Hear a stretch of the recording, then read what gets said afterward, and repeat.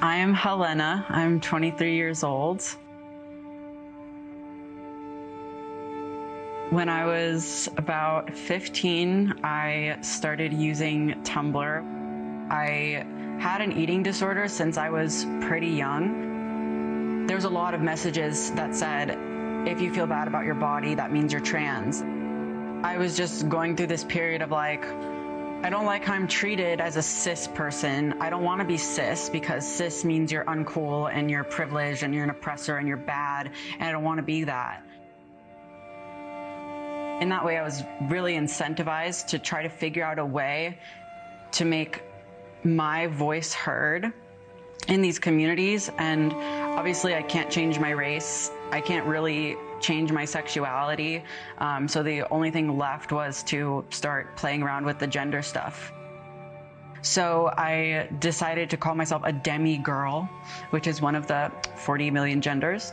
And that basically means that I'm mostly a girl, but I'm a little bit not a girl, which is just like, what does that even mean? And then after that, I went to demi-boy.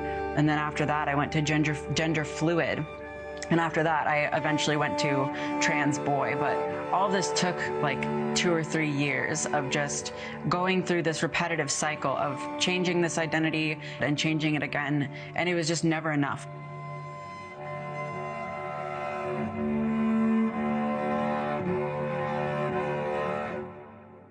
There was a lot of hopelessness for a long time, a lot of regret. The feeling of regret was intense.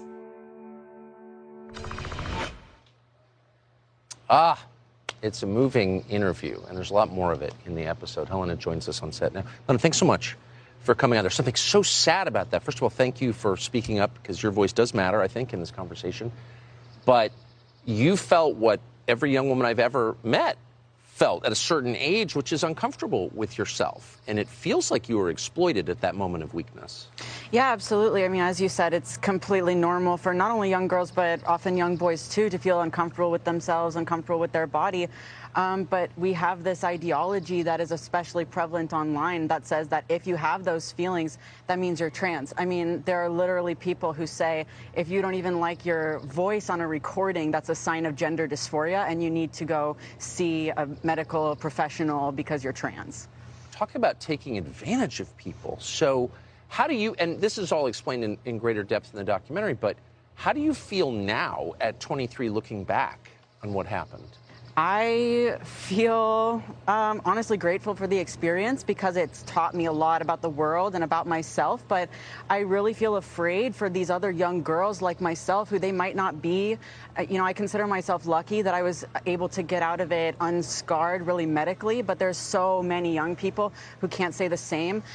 And psychologically as well. I mean, it's just devastating to, especially from a young age, be lied to by adults at school and by medical professionals and told that your body is wrong, you need to change it, you need to get hormones, you need to get surgeries. That's devastating for a young person. So I'm just really concerned for younger girls and boys like I once was, yes, being led down this path and being hurt by it. It's a failure of male leadership, of adult leadership, and it does seem like some of the steps are medically irreversible.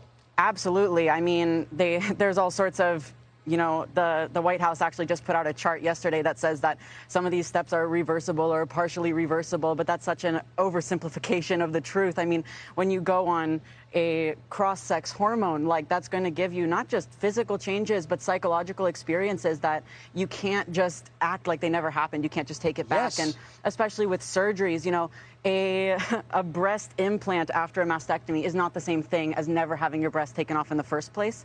So there's a lot of young women who are going through that, who had a double mastectomy at 16, 17, 18 years old, or even younger, that happens, who, you know, there's nothing you can really do to put that feeling of oneness and safety in your body back.